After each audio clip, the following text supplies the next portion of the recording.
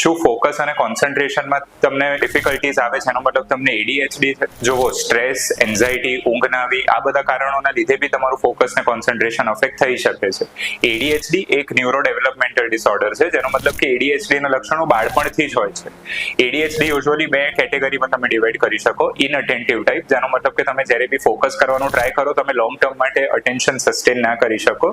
અને બીજું hyper active type, એટલે કે ચંચલપન, એક જગ્યાએ બાળક કે વ્યક્તિ બેસી ના શકે. હવે એડીએચડી માટે બીજો ક્રાઇટેરિયા એ છે કે એડીએચડી 2 કે 2 થી વધારે જગ્યામાં હોવું જોઈએ. જેનો મતલબ કે અગર તમે તમારા વર્ક પ્લેસ પર છો કે સ્કૂલમાં છો, ત્યાં તમારું ધ્યાન નથી રહેતું, પણ જ્યારે તમે તમારા ઘરે છો, કોઈ ગેમ રમો છો કે ફોન જોવો છો, ત્યારે તમે લોંગ ટર્મ માટે બી તમારું અટેન્શન સસ્ટેન કરી શકો છો, તો એ એડીએચડી નથી.